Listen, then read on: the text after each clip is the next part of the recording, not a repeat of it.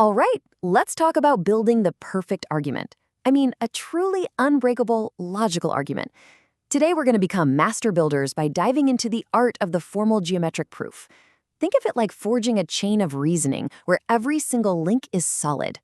Let's get into it. So here's our game plan. We're going to start with the absolute basics, the foundational stuff, and then, step by step, build our way up to constructing our very first formal proof. Okay, first up, what even is a formal proof?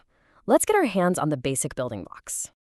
At the very heart of any proof is something called a theorem. And really, it's just a statement that we can prove is true using pure logic.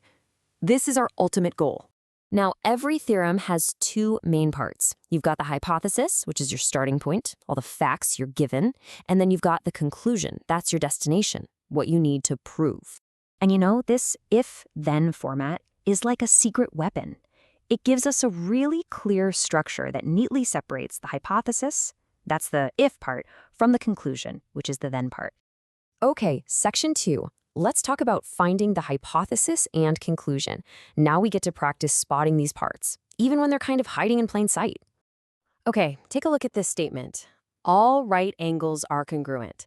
Now, this is a true geometric fact, but it's not in that if-then format that we need to build a proof. So what do? We gotta rephrase it. And here's that transformation. Check it out. By rewording it to, if two angles are right angles, then these angles are congruent, we can suddenly and very clearly pull out the hypothesis and the conclusion. See how that works? Let's try another one. Parallel lines do not intersect. I mean, that's a core idea in geometry, right? But again, to make it work for a proof, we've got to get it into our if-then structure. And there you have it. If two lines are parallel, then these lines do not intersect. Now the parts of our argument are perfectly laid out, totally ready for a proof. All right, on to section 3, the 5 essential parts. Now that we can actually identify the components, let's look at the official 5-step construction plan for building any formal proof. This right here is the universal framework. Every single proof follows these 5 steps in this exact order. It's a logical journey, starting with the statement and ending with that final airtight argument. I love this quote from the source material because it really nails the feeling of that 5th step, the proof. It's like you're in a courtroom. Your job is to pick only the evidence, the definitions, the postulates that build your case and logically leads to your conclusion. Nothing extra. Section 4. It's time. We've got the theory, we've got the plan, so let's get our hands dirty and start our first construction project. Okay, step 1 is just to state the theorem, and here it is. If two lines are perpendicular, then they meet to form right angles. And hey, would you look at that? It's already in our handy if-then format, which makes our job a whole lot easier. Step 2 is the drawing. This picture right here represents our hypothesis. We've got line AB and line CD, and you can see they're intersecting perpendicularly at a point we'll call E.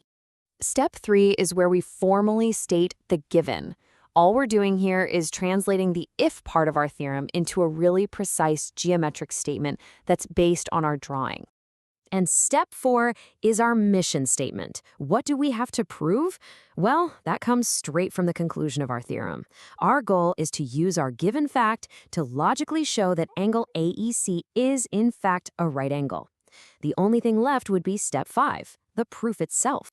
But before we actually write out that final proof, we're going to take a quick but really important detour. We're going to explore a related idea called the converse. Trust me, understanding this will make our grasp of logical arguments so much stronger.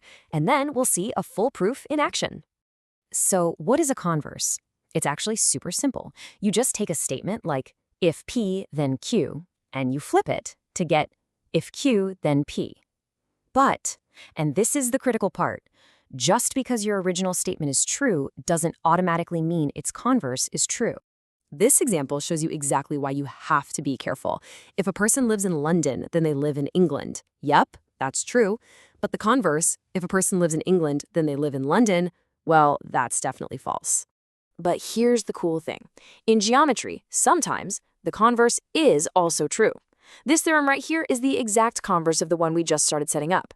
It flips the logic around to say, if two lines meet to form a right angle, then these lines are perpendicular. And guess what? This can also be proven. So now let's finally look at that two-column proof we talked about, using this converse theorem. On the left, you've got the statements. These are our claims. On the right, you've got the reasons backing them up. We start with our given, angle AEC is a right angle. Okay, why does that matter? Well, the definition of a right angle tells us its measure is 90 degrees. We also know line AEB is a straight line, making a straight angle, which is 180 degrees. Then the angle addition postulate lets us connect these ideas into an equation. See? Every step is a solid link, building that unbreakable chain of logic. You know, when you boil it all down, this isn't just about geometry. This is a framework for clear thinking. By learning how to spot a hypothesis, find a conclusion, and build a step-by-step argument, you get this amazing tool for testing pretty much any idea. So think about an argument you heard recently.